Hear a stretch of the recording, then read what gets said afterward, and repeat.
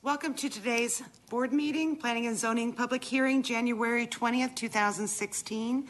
First item will be the board taking into consideration the consent agenda. All items are on the consent agenda with the exception of the auto dealership case. So if there's any other blue cards or anyone that wishes to speak on any other cases, we need to get those right away. Otherwise, I'm going to ask Mr. Clemens to go ahead and read the consent agenda. Okay, we have a number of items on our consent agenda today.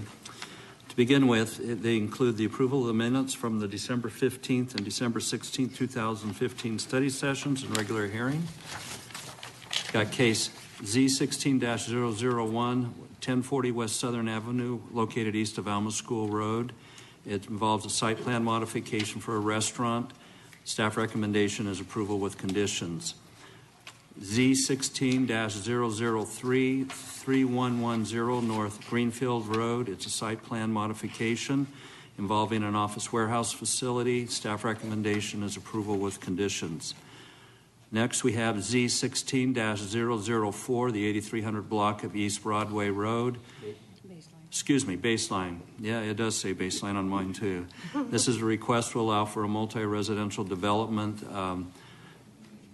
Staff recommendation is actually continuance to allow for re-advertise for the February 17, 2016 meeting to include the SUP. Next, we have Z16-006, 2045 West Main Street. It's a site plan review involving development of a commercial building. Staff recommendation is approval with conditions. Case Z15-033, 2210 West Southern Avenue. This is a rezoning from OC to LC-BIZ and site plan review involving the development of a commercial space with a drive-through. Staff recommendation is approval with conditions. Item Z15-004, the 7100 and 7200 blocks of East McDowell Road. It involves rezoning of a parcel from PEP-PAD-PAD and LC-PAD-PAD to LC-BIZ-PAD and a council use permit. I hope everybody got that. It involves the development of a transitional senior living facility. Staff recommendation is continuance to February 17, 2016. Next, we have case Z16-002, 1728 South Greenfield Road. It is a request to allow the installation of a multi-tenant freeway landmark monument sign. Staff recommendation is approval with conditions.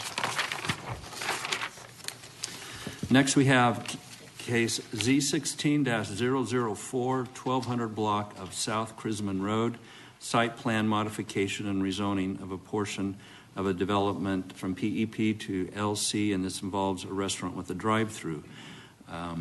Staff recommendation is approval with conditions, although it has been modified to delete condition number 5.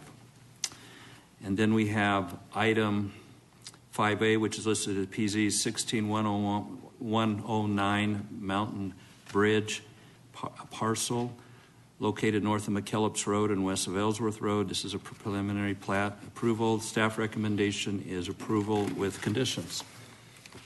Is there a motion to approve the consent agenda?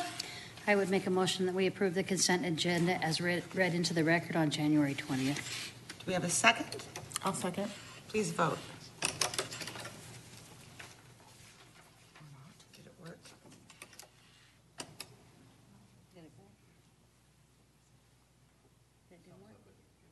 Okay, let's do it the old-fashioned way. All in favor, say aye. Aye. Anyone opposed?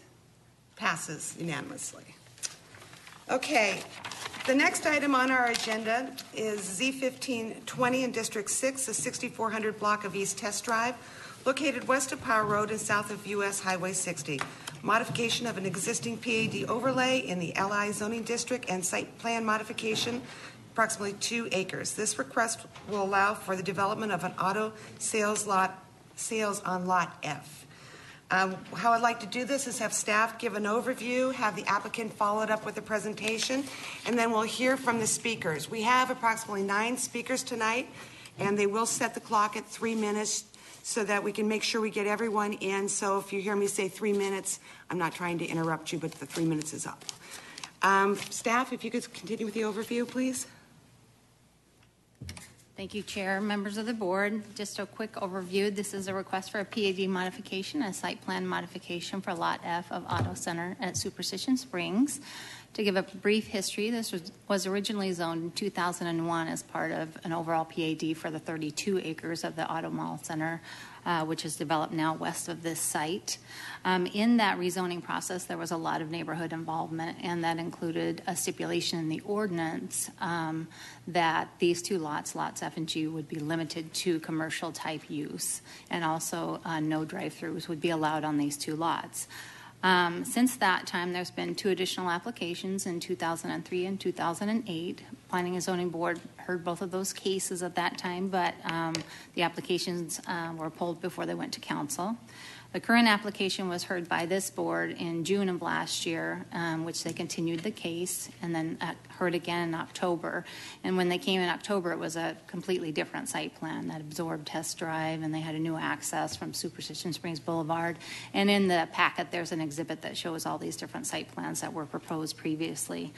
And the board recommended denial with a vote of 4-3 at that time in October. Well, since that hearing, there has been a significant number of changes to the site plan, so it was determined that they needed to come back to the Planning and Zoning Board.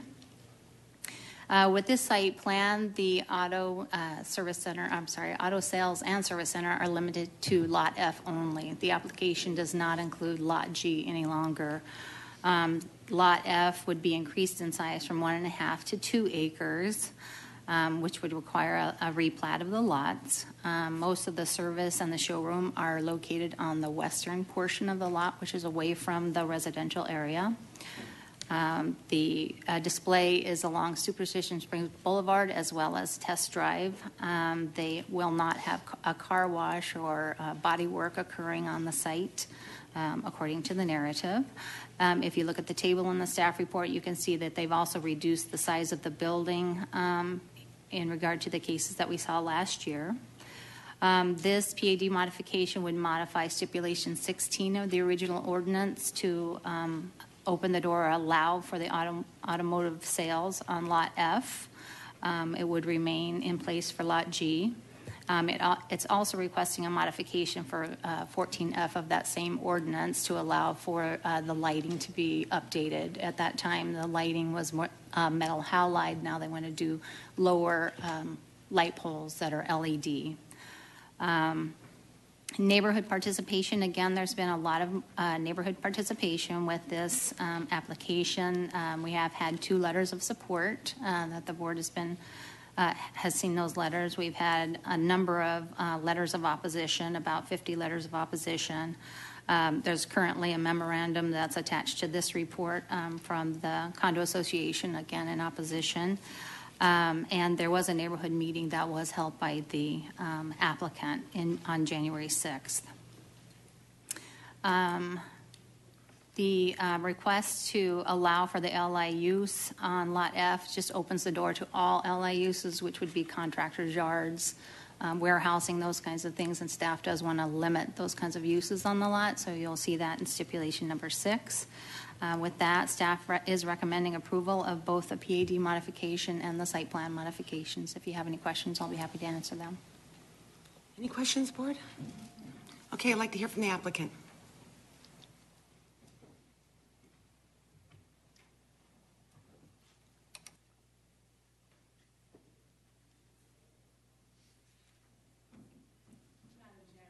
Commission, for your records, Wendy Riddell with the law firm of Barry Riddell, 6750 East Camelback. It's my pleasure to be here today on behalf of the Cardinale Auto Dealership.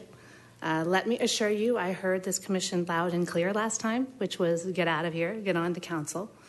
However, we have continued to work on the site plan, continued to try to address some of these issues, and we felt it was such a significant change working with staff, it was appropriate to come back.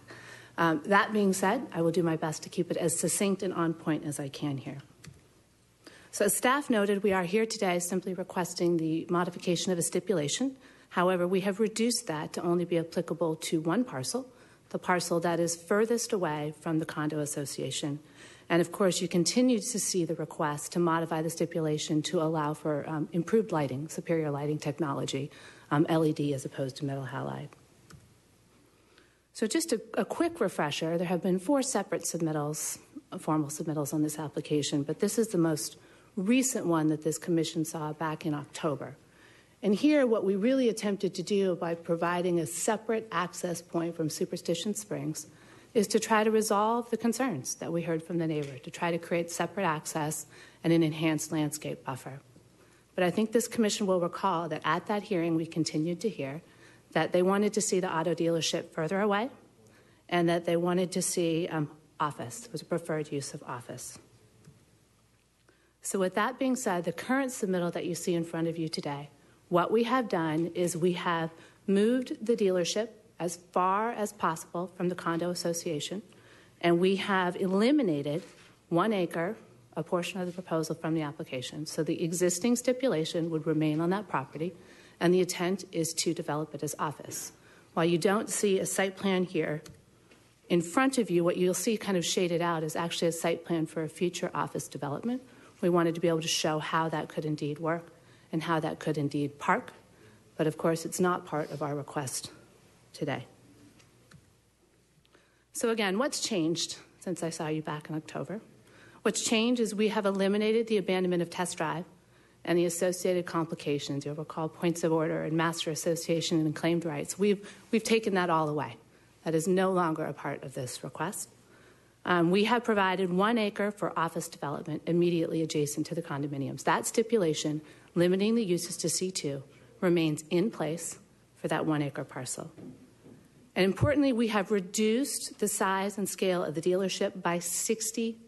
We have essentially brought this dealership as down as little as we can while keeping it as a viable dealership. And we have moved that dealership as far away from the condominiums as possible, 687 feet, nearly 2 football fields away from the closest condominium unit. So what hasn't changed? We are proposing a superior lighting technology by all accounts, not required pursuant to the approved zoning. The approved zoning requires this metal halide light. We're proposing LED lights, which is a substantial improvement, superior lighting technology. What hasn't changed is that the auto dealership is an over 80% reduction in traffic from the existing zoning. Simply put, there's a lot less traffic with auto dealerships than there is with C2 zoning. What continues to remain is that all automotive repairs within the building, there's no car washes, no auto body repair, no PA systems, no concerns about CO2, because there's no auto body, because there's no painting, and everything is internalized inside of the building.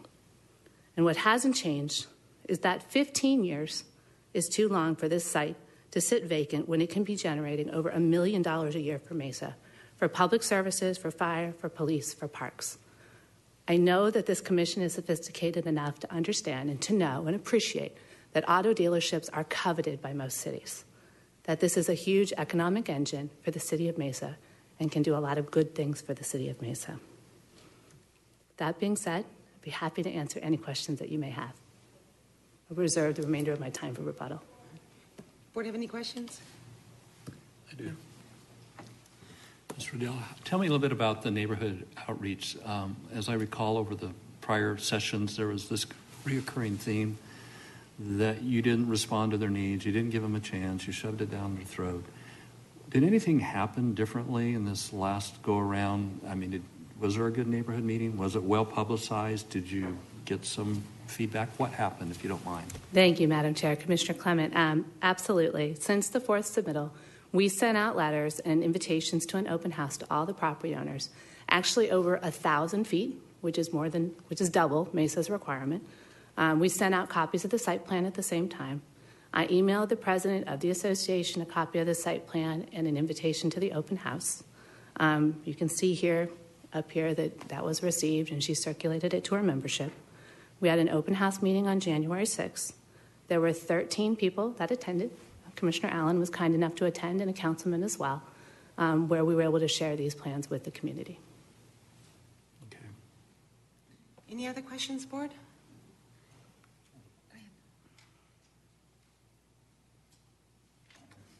Yes, Mr. Riddell, there was talk about building offices for Cadet Cardinale on that 1 acre piece. Is that still a possibility, or is it just a possibility, or is it going to happen? What is that? Chair Johnson, Commissioner Akita, it is very much a possibility. You know, at this So point... it's not a possibility also, is that correct? So they may not move there. It is certainly possible that it can be developed pursuant to the C2 zoning. So Okay, anything... and so another 2 or 3 more years from now, Cardinale won't come back and try to expand their operations. Is that correct? Commissioner Akita, I can't tell you what's going to happen 2 to 3 years from now. The only guarantee that I can provide this commission... that's my problem. If I could share just briefly my perspective.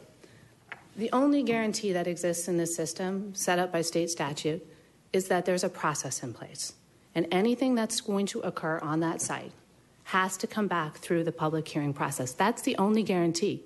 Frankly, that's the only guarantee that was ever provided in that stipulation, is that anyone who wanted to change that in the future has to come back through the public process. I cannot promise you how that site is going to develop.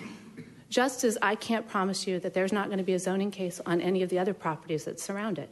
But what I can promise you is set out by state statute that it has to come back through this public hearing process as we are doing today. Okay. Any other questions? Okay, let's hear from the speakers. We have 9 of them here. They wish to go in order. The first one is David Peterson. If you could state your name, your address, and you have 3 minutes.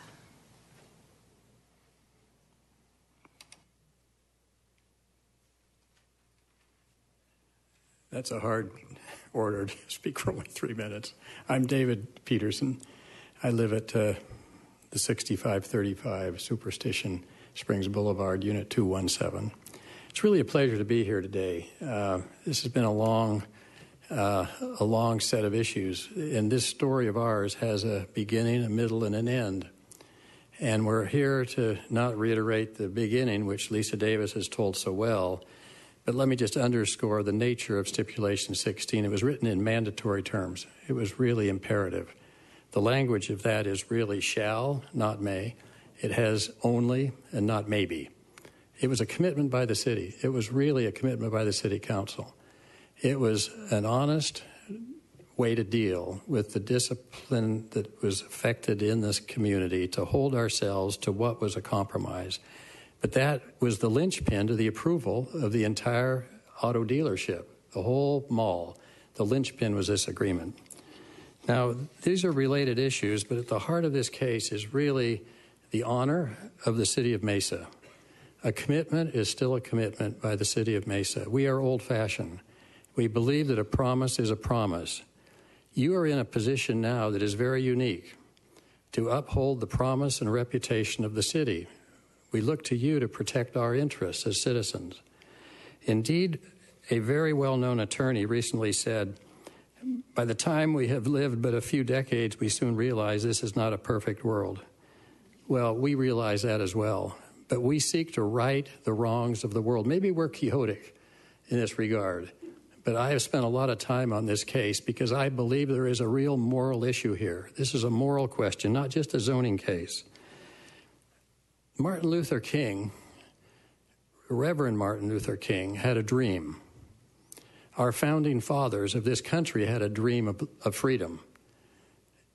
Remember Jefferson. He had a dream contained in the Declaration of Independence. I can't see the clock here, I'm sorry. Okay. Thank you very much. But Jefferson's famous language in the Declaration, that indeed we are entitled to the fruits of our labors, life, liberty, and the pursuit of happiness. So we live in an age of kind of backing away from traditional concepts of honor and duty and justice, but we look to you for justice. In my vision of your role, that is members of this board, I see you as a select group of citizens, citizen servants, in fact, who are called upon to deliver justice to these residents who will speak today. Let me just suggest that Jim Robeson, as he spoke at the last hearing, you may remember Jim, he was one of the founding families of Mesa when it was carved out of the desert. He said, "We do not want to be another New York City." Well, let's honor the promises so it's not the kind of big city environment that we see in New York. We are taught all our lives to compromise. We're told split the difference, to go along to get along, that it is politically savvy to do so. A half a loaf is better than no loaf, it is suggested.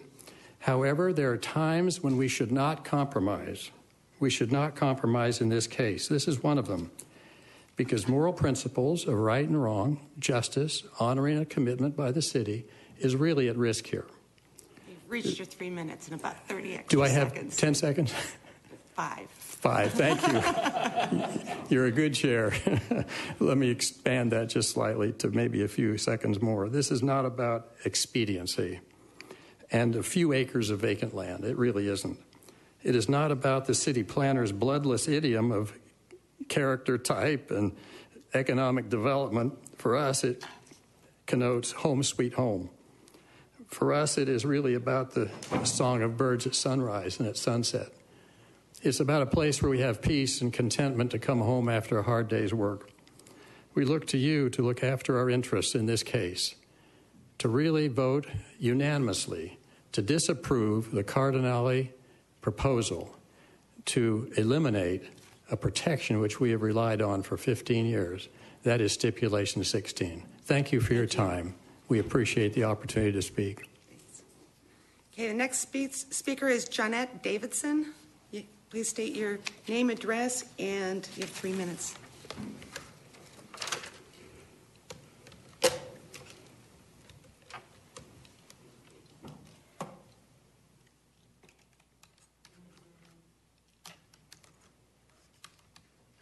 Well, I'm sorry. Okay, let's try this.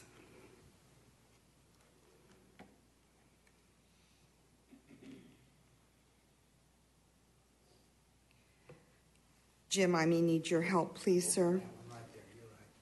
Just open that. Oh.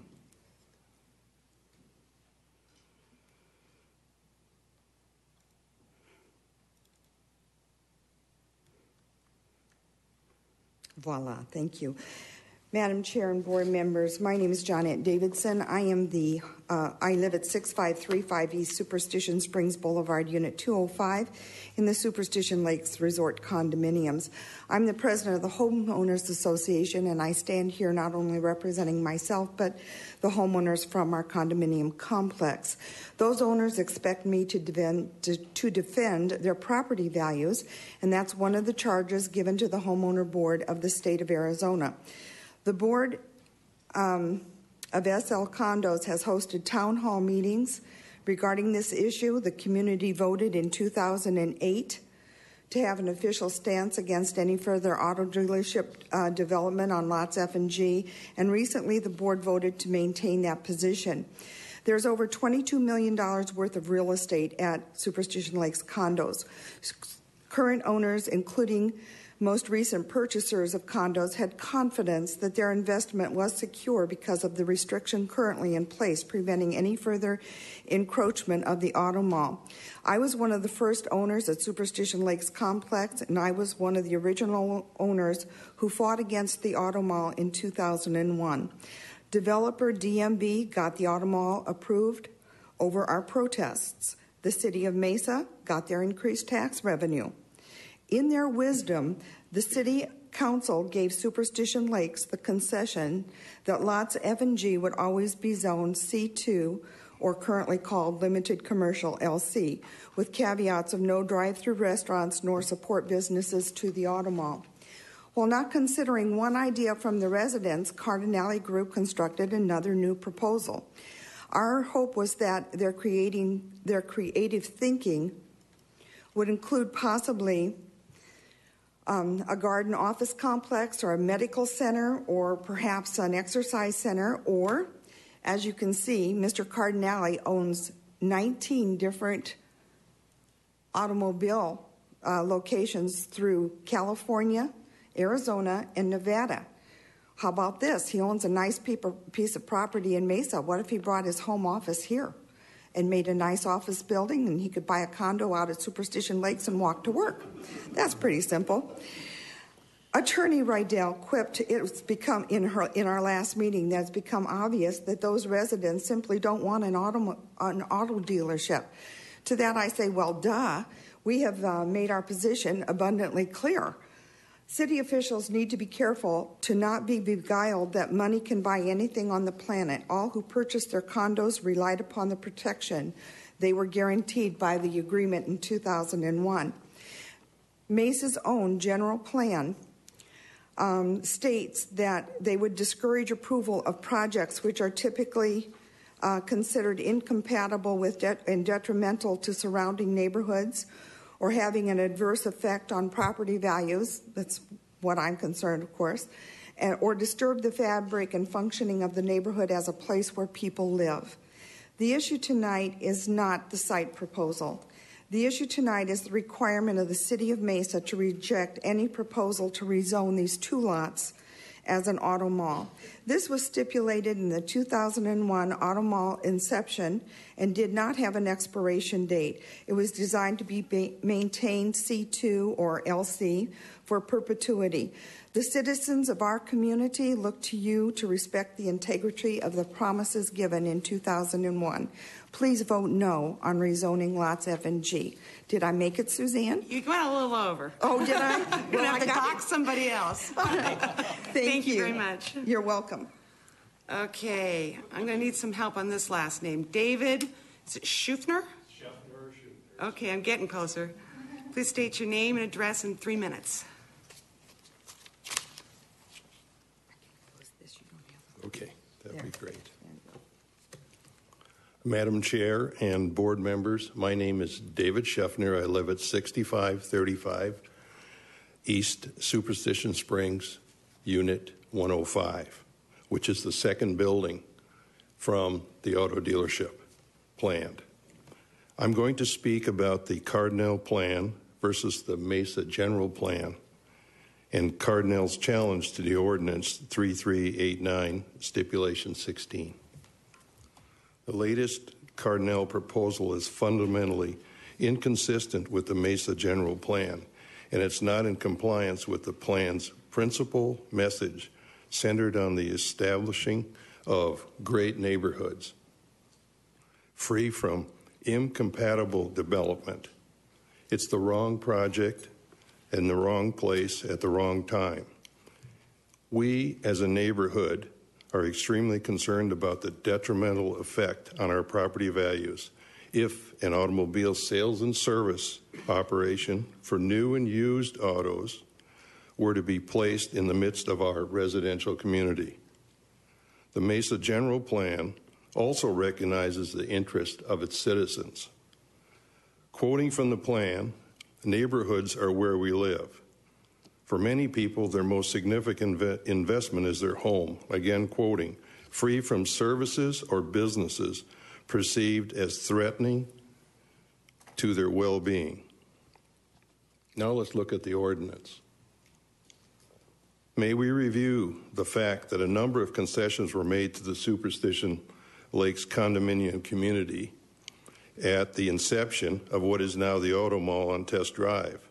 The most important concession was a legitimate promise, was the legal promise that F&G would never be developed into an auto mall, but rather would be maintained as a buffer zone between our condominiums and the auto mall.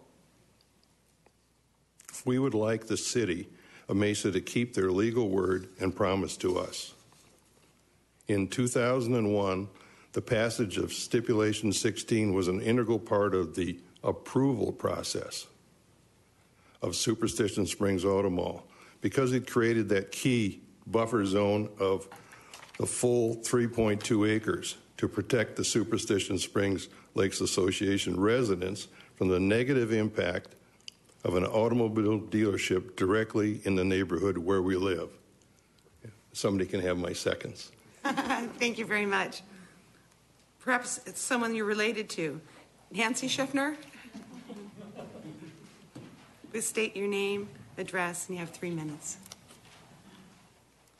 Madam Chair and board members, My name is Nancy Scheffler, and I live at the same location in Unit 105. And today I come to you to speak on trust. We believe Cardinale took the business gamble to buy lots in F&G after the city had instated the stipulation of number 16 because they thought they could trample their opposition. And this is exactly what they are here to do today, is to trample us and all of those of us who oppose this. They hope that maybe the neighbors would move or change character, and that you, the Plan Commission, or City Council could be coerced to abandon all after their previous promises to the residents in the community. This evening, I'm speaking in regard to the architectural design. They have constantly been very sketchy with us on building materials. Their present building, Cardinale Mazda dealership, which exists, does not blend with any of the buildings in the proximity, even other auto dealerships. It is our opinion that the present building is an ugly, neon, and galvanized corrugated steel facade. The city has promised homeowners in 2001 that they would let our board look at the architectural drawings of this building to give approval. That did not happen. At that time, there was also agreement for tree planting. The condo owners were to choose the trees and plant the trees, and Cardinale was to water these planted trees. And since they did not fulfill their promise, most of these trees died. Dale is holding up, back here is holding up, so everyone can see the official drawings of the tree planting scheme presented at public meetings in 2001. These two architectural issues are just two examples of the trust issue regarding Cardinale as a neighbor. When we see these hypothetical petite drawings that they sent us that she was talking about, these are what we got. On what was planned, we are aware that they can be changed at the last minute with little approval. This fact concerns us greatly. And in the latest proposed plan published to the homeowners, a portion of the buffer zone is now planned for an office building. And given the trust that we felt in the past, we feel this office area will remain vacant until Cardinale comes back for another rezoning to add this lot to their dealership. Thank you. Thank you. Next speaker is Donna Elliott. Please state your name, address, and then you have 3 minutes.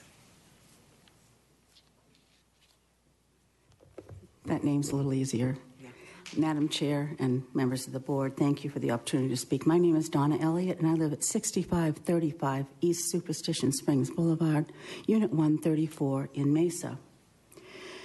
We often hear during times of conflict, politicians will use the term boots on the ground. They use that because it implies there's no impact on a real person, it's just a bunch of boots. In this conflict, we are the residents. Well, just like those people in the boots, we are real people. And I'm one of them, and I wanted to speak to you today just as that, a real person.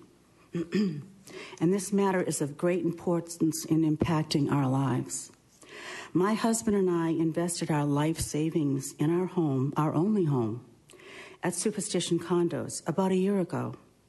Knowing that lots F and G were zoned Z2, we trusted that zoning promise of the city of Mesa. Cardinale talks of benefits. Noisy vans delivering and unloading cars at 4 a.m. Industrial lighting and traffic congestion are just some of those benefits. All will have a negative impact on this residential community and quality of life, and compromise our home values. Please consider these issues when making your decision. Thank you very much. Thank you. Next speaker is Gregory Pastor? Oh, Pfister, there's the F. Please state your name, address, and you have 3 minutes. Good afternoon. My name is Greg Pfister, Madam Chair and Commissioners. I live at 6535 East Superstition Springs Boulevard, number 254, and I also have a rental property at Unit 102. I've been a homeowner since August of 2000. I've seen numerous proposals to zone lots F and G over the years. Once again, we have a new proposal submitted by the Cardinale Auto Group. And once again, we find that the language is misleading, resulting in a communication problem and another issue with that of trust. I want to address specifically the lighting issue. Our lighting complaints over the past 15 years seem to have fallen on deaf ears. We understand the need to protect auto inventory, but consequently the lighting will further disrupt and destroy the peaceful evenings that we enjoy as residents. First, beginning with the current Cardinale Mazda dealership, when their plan was approved a number of years ago, the building and lighting was to be consistent with the existing 3 dealerships already in operation. However, the same ownership, the Cardinale Auto Group, implemented a lighting configuration utilizing light poles that were in excess of 3 feet higher than the other ones, resulting in significant glare and intrusion to property owners. There's the trust factor. Secondly, after numerous revisions, we are led to believe as follows, and I quote, "The applicant will be using current LED lighting technology to better direct and shield their lighting and ensure that surrounding owners do not experience any light intrusion." Really? Any light intrusion? I wonder at this point how many of you commissioners have taken the opportunity from your busy schedule to take a field trip over there some evening and look at what's happening, and the existing car dealerships are over 1,000 feet away from the property at Superstition Lakes. We submitted to you a paper back in May of 2015, a paper that was entitled something about light glare. It was done by a Mr. R.G. Hopkinson, who is a member of the National Association of Lighting Engineers based in Washington, D.C. He basically agreed with us that there would be significant light glare and illumination. Third, from a practical reality, since the last discussion of this in November of 2015, I have been making a point to check the lighting. I have gone over there on numerous occasions well after 10 p.m., 10:30, 10:45, 11 p.m. I've taken a camera, not a good one, otherwise I would have brought pictures for you tonight, to show you how much glare is going on well after the projected closing time. Who is to prevent that from taking place again now with something that's going to be less than 700 feet away from us? This is noteworthy. This, again, is the trust factor.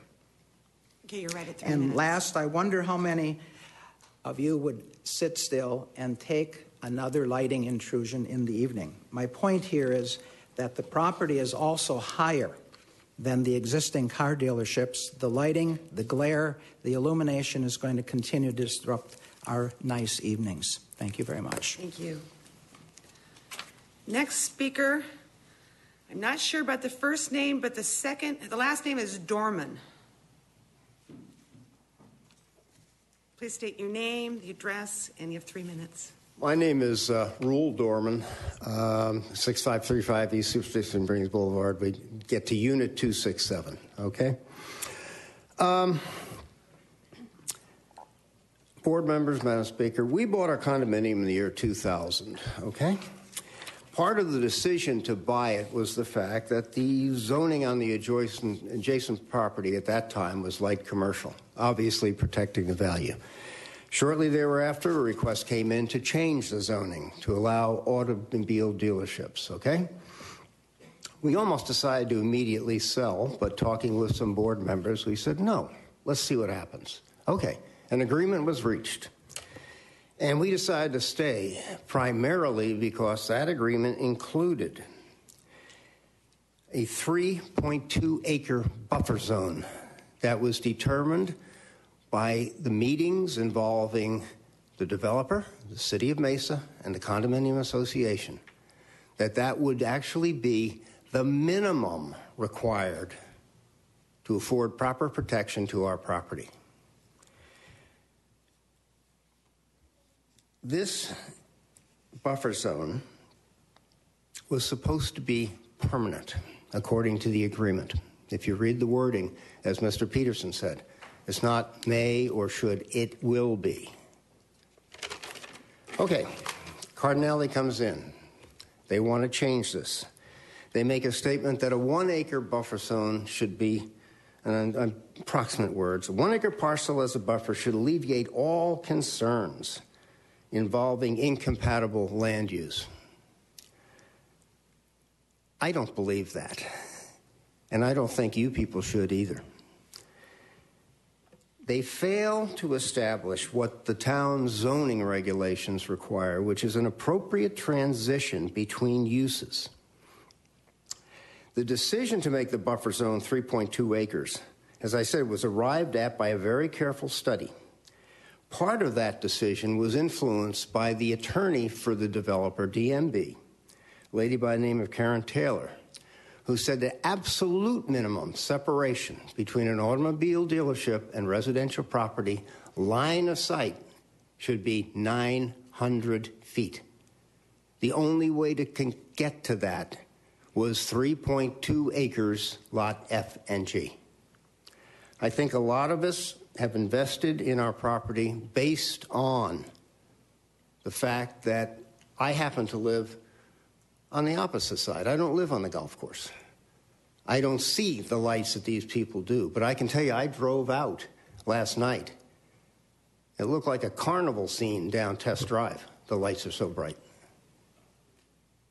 I hope you will consider the fact that an appropriate decision was made. The developer lived up to their end. The condo association has lived up to its end. I do feel that you, as the zoning, or if it goes city council, the city of Mesa needs to live up to its end. You got your dealership, as was said. You have the tax benefits. Cardinale knew what they were getting. And I think it would be very wrong to change this. Okay? Thank you. Thank you. Next speaker is James Claridge. Please state your name, address, and you have 3 minutes, sir. My name is James Claridge. I live at 6535 East Superstition Springs Boulevard, and number 161. Yeah. Yep. Last time I checked, I am a Mesa resident. Okay, how do we get this thing to come up?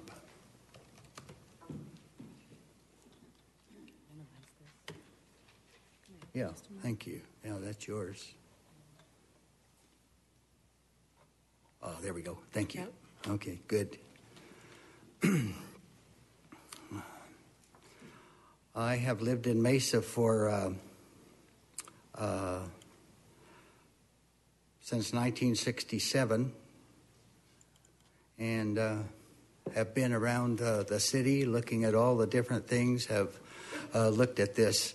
This is the Superstition Lakes condominiums, and we're versing them all. The stipulation number 16, of May of 21, is a binding promise to me. And in working with this, the super citizens of Mesa Community College, and a unanimous vote by the City Council. You're not coming up here. Is there a problem? Are you getting this, folks? We're getting it. Okay, as long as you are. Okay, the Cardinale Group well knew what the stipulations were when they bought this place. You know, and that's one of the things I think we need to look at, because here it is, the deeds were dated the 29th of December 2005. That was a long time after 2001. The established guidelines for the areas designated as a mixed-use activity district. The quota has been met for auto malls. We have plenty already, both sides of the freeway. The inconsistency of Cardinale Group. Their first proposal, second proposal banded, 3 different site plans in 2015 and a new site plan in 2016, trying to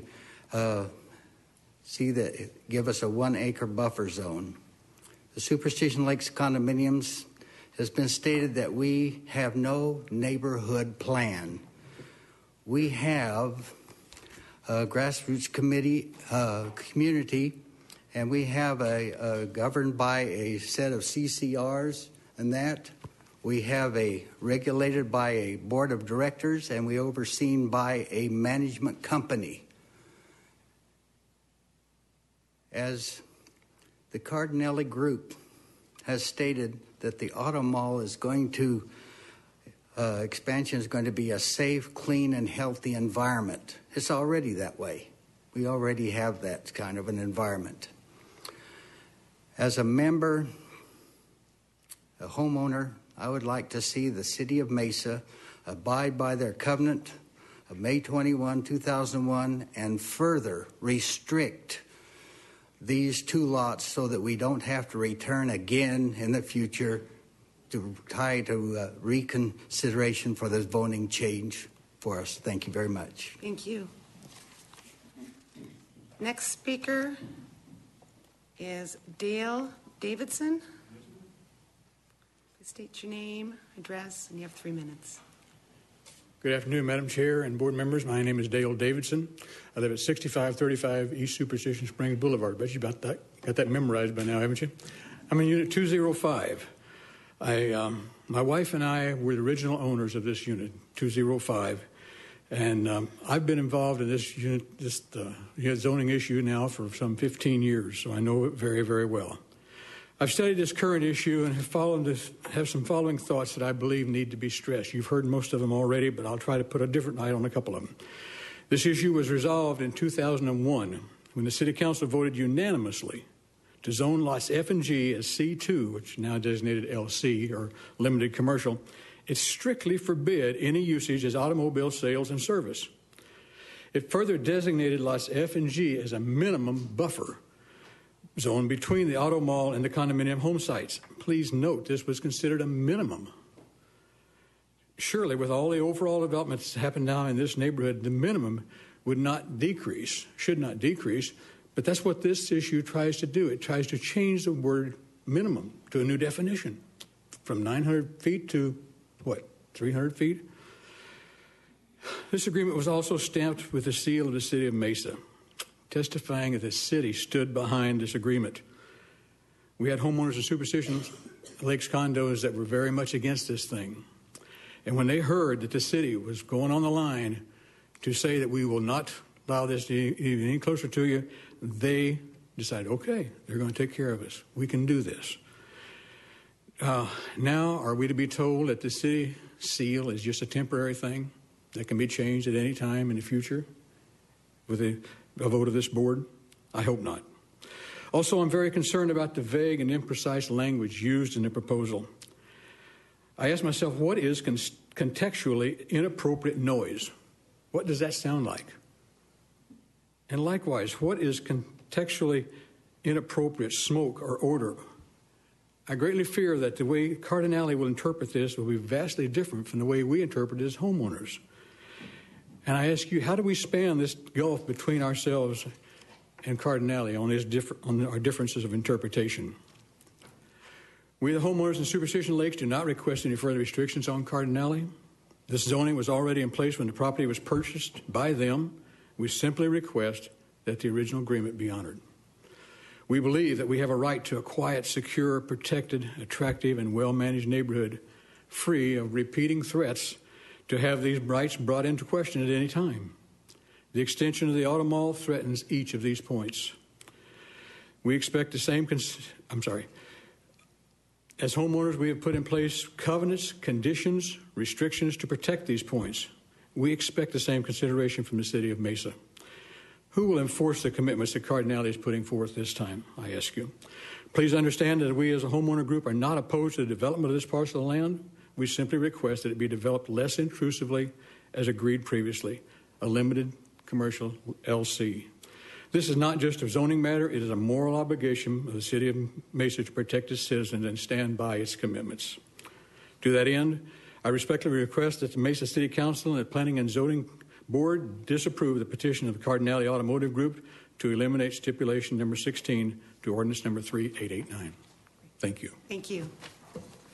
We do have one more blue card, does not wish to speak. It's Pat Esparza, former chair of the P&Z, noted she was opposed to this in 2008 and she's opposed to it now. Would the applicant like to follow up? Yes, please.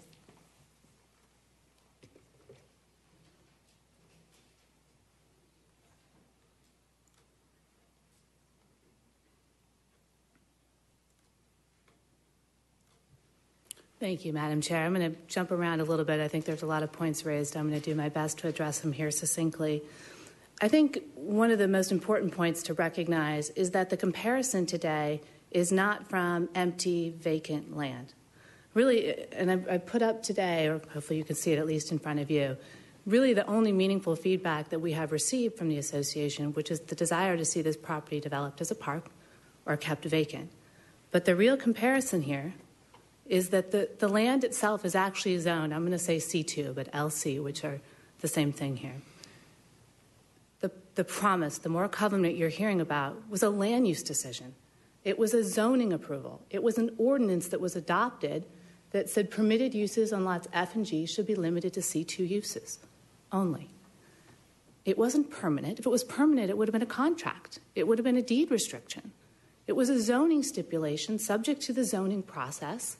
There's no language in there about minimums. I've reviewed Karen Kanassick-Taylor's letter as well. It talks about a proposal and trying to create, what we've told you here, an appropriate land use transition. I think it's also important to point out that the uses that are actually permitted in C2, and we just pick some here, automobile services and repair, minor. You could have a Jiffy Lube there. Business services, commercial entertainment, bars, clubs, lounges, restaurants, bars and grills, outdoor seating, off-track betting, live entertainment, retail sales, tattoo and body piercing parlors, funeral parlors, maintenance and repair, and retail. That's the comparison today, not from a vacant, empty parcel, not from a park, from these permitted uses. So I would suggest to you, by our proposal, we have kept the promise of creating an appropriate land use transition by giving the neighbors what they've asked for, office at the entry of their community. Mrs. Davidson joked about, wouldn't it be great if Cardinale came here and put his offices here? I will tell you, that's on the table. I can't make any commitments, but with the idea behind it of keeping the office there, the way it's designed is for him to come and put his offices here. Because as we told you at the last hearing, there isn't a huge market for office. So he would have to be the end user. But it makes sense if his dealership is there. We've kept this promise by reducing the size and scale of the dealership, by pushing it as far away, nearly 2 football field lengths away, 900 to nearly 700. By pushing the auto dealership, as I just mentioned, to that far western edge, and by reducing the size and scale by nearly 60%. By providing superior lighting technology. With all due respect to Mr. Pfister and the comments that you heard tonight, if lighting is a real concern, there's no question that you should approve this proposal. Because the comparison, again, is what's approved in the PAD, which is the metal halide. That's what's required to be built today versus the LED, what we're proposing. So if you want lighting to be improved on this site, then you should support this proposal. By enclosing all the automotive uses within the building. Simply put, everything's inside. By giving the building the look and feel of an office building, Mrs. Scheffler, I think I have that name right, mentioned we haven't shown her architectural plan. She's right. We haven't, because that's part of the design review process. And that's something that we'll continue to be committed to, working with the neighbors to get their input, to working through and creating the look and feel of an office on the actual auto dealership. And most importantly, we have kept this promise by spending over 20 months talking to, meeting with neighbors, trying to create a reasonable solution here that addresses their concerns, but permits the development of this property in a way that benefits Mesa. With that being said, I'm happy to answer any questions that you may have. I had one question that's kind of bothered me throughout this whole process. And when your client purchased the property in 2005, knowing this stipulation was in place, what was his reason for buying the property? Madam Chair, at the time, he knew it was limited to C2.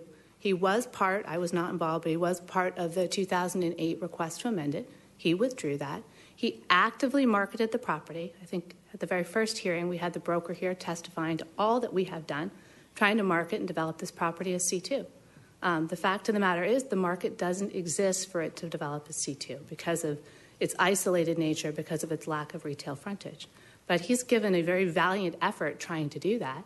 So he's back now today trying to present a proposal that both addresses the concerns that we've heard throughout the process, but still creates an economically viable use of this property for Mesa. So what was the quick answer? He did buy it for a car lot or did not buy it for a car lot? Initially he did buy it for a car lot, but then he went about marketing it for C2, trying to develop it as C2. And we did have the other property owner from across the street who came down to Prescott that spoke at the hearing, and he indicated that his office building was 85% leased. So I was wondering what your opinion was that there's no use for office, or there's no demand for office when he's 85% leased. Thank you, Madam Chair. I will tell you I am but a lowly zoning attorney and certainly not qualified to tell you what the entire marketplace exists for office. But you've heard why this is not... I have. So my source would be Jim Riggs, who developed the office condos immediately on the other side of the condominium association. The owned units. condos? The old, exactly. And he is, a pretty well-known office developer. And so I talked with him at length, and he's the one who shared with me, frankly, in an email, that he wouldn't take the property if we gave it to him for free to develop it as office. So that's the basis of my information. I think my client would be delighted to find out that that 1 acre piece on the corner is very viable as office. And they're still offering it for $6 a foot? Madam Chair, that I right. don't know. That I can't speak to. I'm not sure. Okay, Board Member Allen, you had a question? My question came along those same lines. I know that Mr. Cardinale has a property there on that existing, I guess a little further down, as part of that other development, or the rest of the development anyway. And when was he a part of this original negotiation, or what year did he buy that Mazda dealership and develop that? Thank you, Madam Chair. Commissioner Allen, he was not part of the 2001. It was actually 2005 that he purchased the property. So, much of the discussion you heard about what occurred actually wasn't Mr. Cardinale. Thank you. Any other questions? If I just want to actually answer your question. As an appraiser, what's really wrong with that site? It's unable to generate rents that are high enough to support its development today. Meaning they would lose money to build any office on there. That's the real thing. So the fact that the property across the street is 85% occupied is a part of the equation, but not the total issue, because if you lower your rents low enough, you'll eventually bring tenants in from other areas, but it doesn't mean it'd support feasibility of developing a new site. And the other problem you have with that site, from my opinion, is it's below grade. It does not have the visibility. I mean, you go down to get there. It is not a convenient place to be. And when you put that in conjunction with inability to generate rents, that's where you're at. And that's actually why it's not working. The market has changed, whether we like it or not. Well, I think you could add some elevation to the lot to But fix then, that. but then you've got costs, and then you've got to have the rents, and the rents aren't there. And it would be significant elevation. There's a very... What's the FAR of that? Or not the FAR, but the elevation of it? From Superstition? Yeah, it's a 20-foot differential from Superstition. That's a lot of dirt. Yeah, and I'm not sure the neighbors would appreciate us hauling in enough dirt. Building out of that one. Yeah, they would be looking down. I don't think that would be appreciated by Any other questions, Board, for the applicant? None? Thank you. Thank you. Any questions of staff? I did have one question of staff. I think Mr. Peterson may have mentioned the fact that it's incompatible with the general plan. I didn't understand that to be true. I thought that it was compatible with the general plan, correct? Madam Chair, board members, the general plan has lots of different policies and objectives within it that can be looked at and considered with regard to the compatibility. And certainly there are some things in the general plan about neighborhoods and protection of neighborhoods and providing for some of those transition of uses. And so certainly consideration of an auto dealership near a residential neighborhood is one consideration. The general plan does talk about that type of connection and doing so in a way that does not negatively impact a neighborhood. In staff's opinion, as we look at it, given the totality of what's here and what's being proposed, we believe that the proposal is consistent with the general plan. And then my other question was, as we keep talking about buffer in the sense of how many feet, in your experience, what is an appropriate buffer in feet? Madam Chair, that's another rather challenging question because there's certainly a lot of factors that go into that. What the uses are, what happens within those feet of buffer. As things get closer together, then we start talking about landscapes and walls and things like that help mitigate and provide for that buffer. As things get further apart, then you need less of that because the separation provides the buffer. Specifically how many feet it takes to provide a given buffer is difficult to say. We couldn't give you an exact number. But again, in this particular case, looking at what we're seeing here, we believe there is an adequate buffer. For 687 feet with all the other stuff. Okay, any other questions for staff? Okay, thank you. Is there any discussion between the board? I might as well start it off, right? There's a lot of things that actually I drove down there just by way. I think it was Friday I was down there. That's a lot of traffic in and out of there, even with the dealerships that are existing there. So I know they talk about it's less traffic, and it was tough to get in and out of that Nissan dealership. I just had to pick somebody up and drop them off, and it was pretty tight back in there. But that being said, I know that this board, our position is we make a recommendation to City Council, and obviously they have the final approval or denial of this case one way or the other. And, I guess my own opinion is I haven't changed it. As I went to the neighborhood meeting, and, I talked to some of the neighbors there to get their feeling, just to see how do they feel about it. There was quite a few people, I don't know how many total, but some people were leaving when I was coming, and it was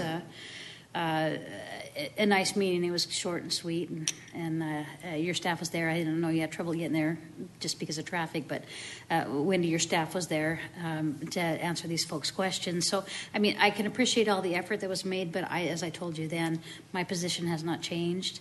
I still believe that, again, the city made the commitment, part of the negotiations, and a lot of these folks, which is great, they still live in that place, and they were part of that discussion. And 3 minutes are off. And that's probably true, right? Thank goodness there's no time limit on me. That's good. So anyway, it's, back to that, I haven't changed my position at all. As I told you there, that I feel like the city made a promise. And part of, we don't have a contractual obligation, but that's how we put it in, through the ordinance. That ties into that. And I feel like even though you have done great strides, as we talked about, you've tried to accommodate their needs. You listened to their needs. You tried to accommodate it. I still feel like if we do recommend approval, or if the city council gives approval to this, to me that's opening the door for an easy change on the remainder of the lot. That's just my personal opinion. So I just wanted that out there, that I haven't changed my opinion. Thanks. Okay. As much as I love Shelley, I'm going to disagree for the very reasons that you do agree, basically. And being succinct, because this is the same position I've had all the way through, and I also have not changed. The reason is, well, there are a number of reasons. You heard my position as to my perspective from what I do professionally, and the market did change. It has changed. I believe he honestly intended and could have, at a better time, developed the property for a C2 type use. I also agree with the definition of buffer. We can't look at what there's today. That land has a right to be developed. There's zoning, there's a general plan use that allows something to happen at some point. And I also agree that, what could happen could be so much worse than what is proposed here. When I look at the proposal, even what was proposed currently, where the building has totally been shoved to the west side. It has been downsized, where we have restricted car wash or body shop type uses, the emissions, the C2, and all of that. I go, this really does attempt to meet the intended use of a C2 or would be a logical use would be an office. Unfortunately, it's not a good office site. If it were, I think it would have already been developed years ago before the market crashed. Unfortunately, we're still not developing new office buildings, speaking generally. The market isn't paying the kind of rents to do that. In addition to that, there is actually quite a bit of support. The opposition is coming from this group is right there. Personally, I believe the last proposal was a better deal if I were one of the condominium owners, to have my own private access with this buffer and all the traffic diverted to the other end. I go, that's a sweet deal. I'm really surprised that that wasn't developed further. And what is it before us today, I think, is perhaps a very good use with everything considered, including the lighting to be provided. It'll be better than what the ordinance requires. So, in my mind, it really does have the look and feel of a C2 type use, aligning with an office, which to me makes a lot of sense. Just a couple other things. As I read the ordinance as written regarding stipulation 16, I didn't see an eternal promise in there. I didn't see an immoral commitment. What I just saw is a decision that was made at that time on the market conditions, allowing to come forward for meetings just like this. Markets change. That's why we have a general plan. That's why we amend it. That's why we have these kind of boards, so that opposite sides can come together and find some reason, some conclusion, some compromise dealing with where the dynamic the markets have taken us. So that said, I think it's a good use. It makes a lot of sense. I think it's fair to the neighbors. And I might add, what is proposing, in my opinion, will have no impact on value of those homes. The car dealership's already there. Like it or not, it is there. That impact has already occurred. And what's proposing really is going to be, it's not going to be anything material that could be measured. So that in itself is not a valid argument. So that's what I have to say. Okay. I guess I struggle with this also, because originally we were just supposed to be looking at a site plan approval in this department. We're not supposed to be looking at these promises and all this history and this sense of moral obligation that the city has. And that's not why I signed up for this gig, that's for sure. But as it comes down to the site plan, what I am familiar with, I like this scaled down site plan. I can support this site plan. It does gives the residents a lot of benefits. I'm not sure that it gives the sales tax revenue to the city like they originally were hoping to get. But on the site plan itself, I can support it. As for the ordinance, the promises, and the moral obligations, that's ultimately going to go to the city council. They need to take care of that. But if I just focus on the site plan, I know where I stand. Any other comments? So I think I wanted to talk again, and I'm not the first person to talk about this, but the neighbor concerns, the heartfelt concerns that you've expressed regarding this moral issue that you feel is at stake. I looked at the zoning ordinance, and I wanted to carefully look at what we are allowed to do, especially with regard to modifying approved plans of development.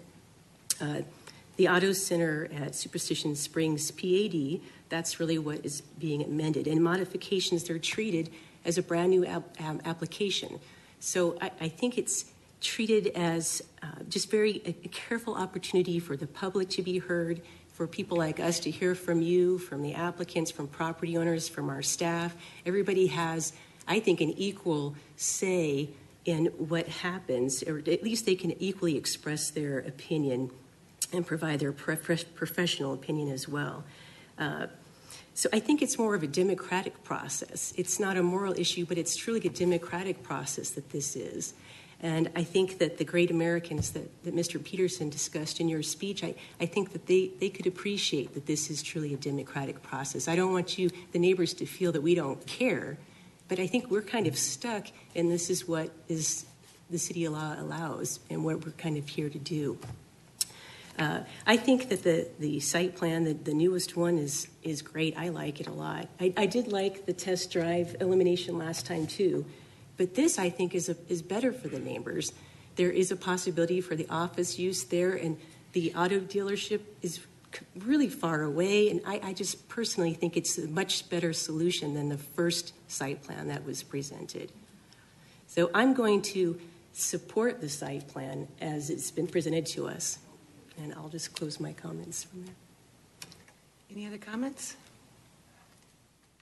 I would only agree. I think ultimately, I mean, I truly do agree with what's been said, because this is a reasonable solution, a smaller building, one that's going to, I mean, Cardinale has worked so hard to make this something that would work within a C2 zone. I know it's not a C2 zoning, but it's something that is closer to what the neighbors could, better than the list of items that could go there. And I keep finding myself in that position of what would be here otherwise, what could be here otherwise, and is this not a reasonable solution?